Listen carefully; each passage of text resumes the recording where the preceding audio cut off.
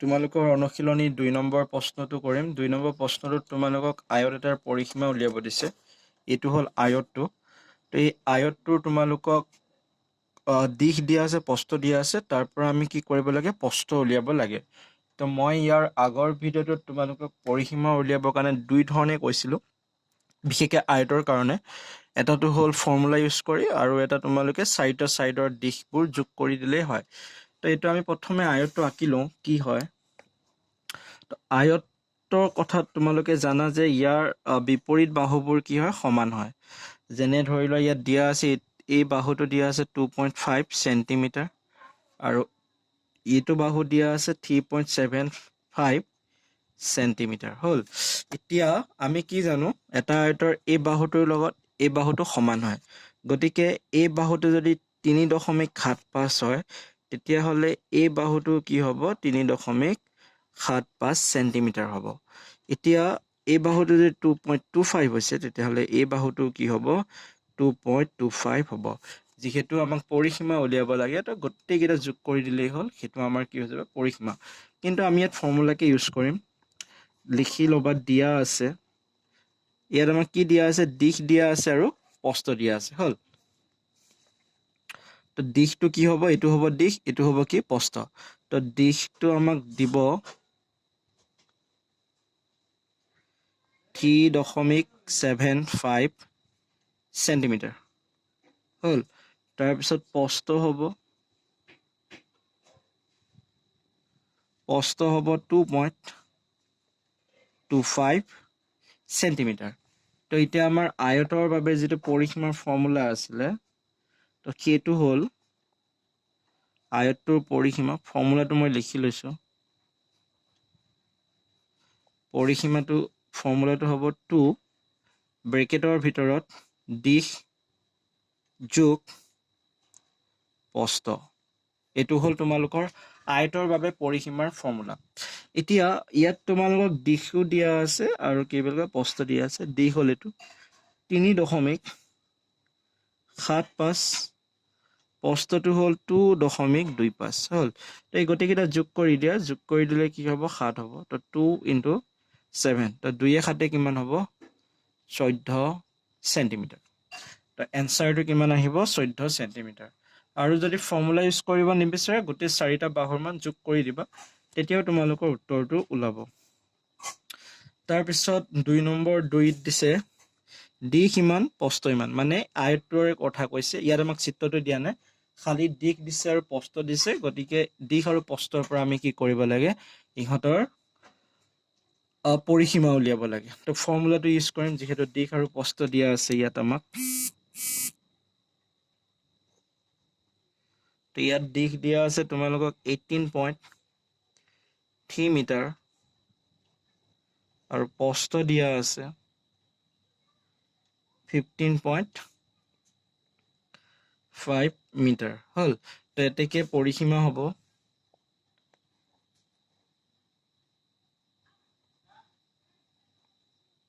কিহৰ পৰিসীমা? আয়তটোৰ পৰিসীমা। এনেকৈ আগত লিখিবা আৰু। তো ফৰ্মুলাটো হ'ব 2 হোল ইনটু, মানে ব্ৰেকেটৰ ভিতৰত দিশ যোগ প্ৰস্থ। 2, তো দিশটো হ'ল 18.3 প্লাছ 15.5। তো এই দুটা যোগ কৰি দিয়া, 18.3 আৰু 15.5। তো এই দুটা যদি যোগ কৰি দিয়া, কিমান আহিব? 18, 15 হ'ব, মানে দশমিকৰ এইটো গ'লেতো 8 আহিব। তাৰপিছত 8 × 5 = 13, 3 উকলিব 1, 33.8 হ'ব।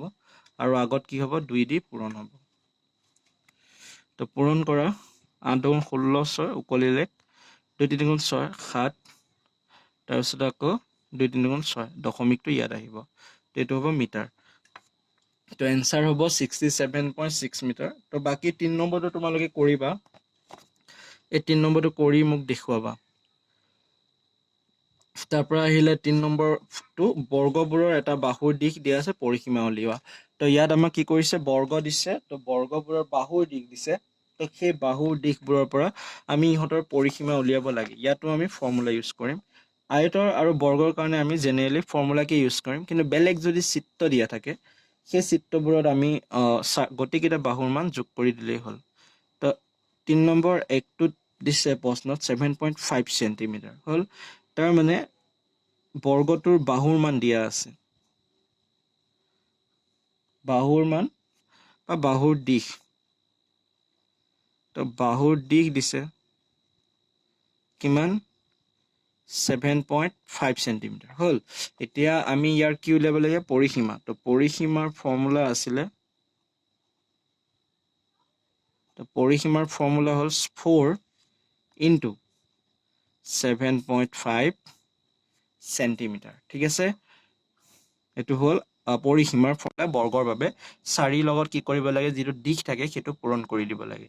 তো এইটো যদি তোমালোকে পূৰণ কৰা 1530 আহিব ইয়াৰ উত্তৰ। ঠিক আছে, তো এনসাৰ আহিব 30 সেন্টিমিটাৰ।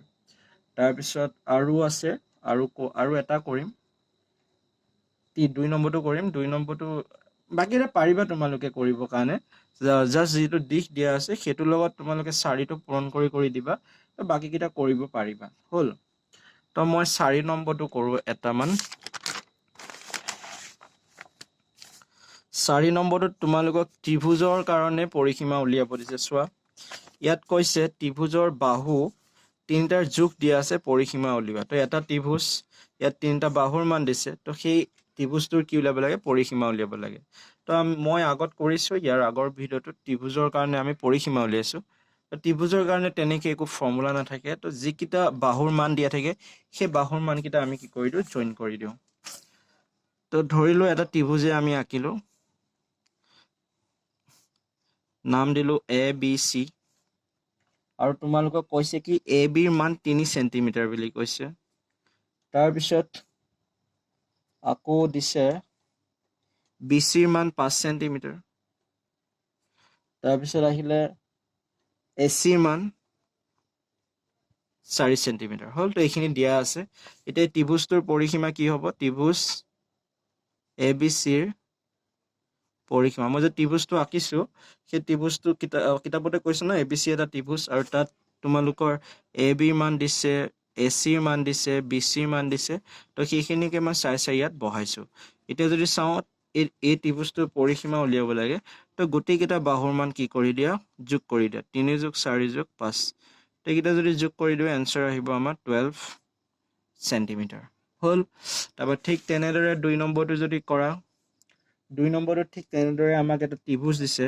ধৰি লোৱা ত্ৰিভুজটো আঁকিলোঁ এনেকুৱাকৈ। ত্ৰিভুজটো তোমালোকে আঁকিবা, দৰকাৰ নাই বাৰু, তথাপিও আঁকিবা, বেছি ভাল হ'ব। তো ধৰি লোৱা এই ত্ৰিভুজটো আমি আঁকিলোঁ LMN, আমাক ত্ৰিভুজটোৰ নাম দিছে LMN। তো LMৰ মান দিছে 6.2 সেন্টিমিটাৰ হ'ল। তাৰপিছত MNৰ মান দিছে 5.2 সেন্টিমিটাৰ, LNৰ মান দিছে 7.3 সেন্টিমিটাৰ হ'ল। তো এতিয়া আমি ত্ৰিভুজটোৰ কাৰণে কি উলিয়াব লাগে পৰিসীমা উলিয়াব লাগে। তো ত্ৰিভুজ LMNৰ পৰিসীমা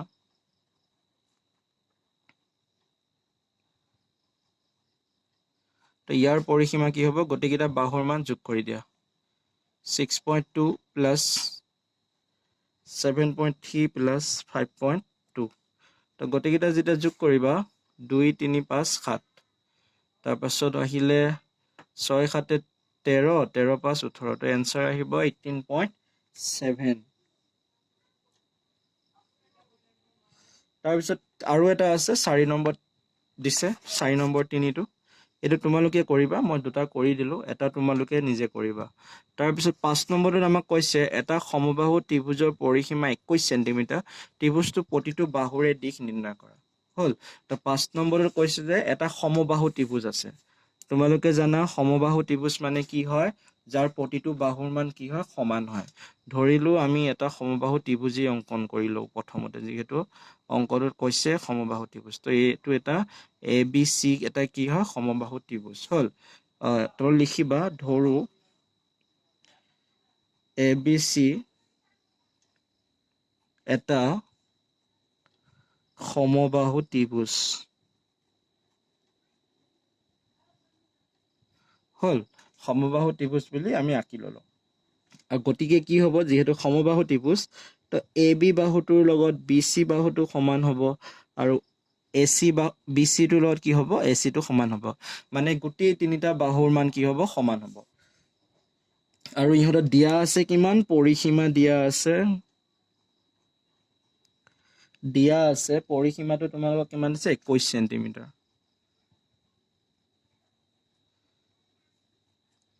পৰিসীমা সমান কিমান দিছে 21 সেন্টিমিটাৰ হল এতিয়া কোৱা পৰিসীমা মানে আমি কি জানো যেহেতু দিয়া আছে পৰিসীমা সমান কিমান 21 সেন্টিমিটাৰ আৰু আমি জানো যে পৰিসীমা মানে এটা চিত্ৰৰ গুটি কিটা বাহুৰ মান কি কৰিব লাগে লগ লগাব লাগে গতিকে আমি কি কৰিম AB + AC + BC কৰিম তো গতিকে পৰিসীমাটো কি হ'ব AB + BC + AC কাৰণ এইকেইটাৰ মান আমাক দিয়া নাই অকল কৈছে যে পৰিসীমাটো কি হয় 21 হয় বুলি আৰু আমি জানো যে গতিকেইটা কি হয় সমান হয় তো সেইভাবে আমি কি কৰিব পাৰো BC ঠাইটো AB লিখিব পাৰো বা AC ঠাইটো আমি কি লিখিব পাৰো AB লিখিব পাৰো তো সমান কি হ'ব 21 তে তিনিটা AB আছে গতিকে এটো কি হ'ব 3AB সমান 21 তে তিনিটো পূৰণ হৈ আছে সিফালে গলে কি হ'ব হৰণ হ'ব তো 21/3 সমান কিমান হ'ব 7 অৰ্থাৎ এটা বাহুৰ মান কিমান পালা 7 সেন্টিমিটাৰ পালা হল এতিয়া যদি এটা বাহুৰ মান 7 সেন্টিমিটাৰ হয় বাকি কিটা বাহুৰ মানো কি হ'ব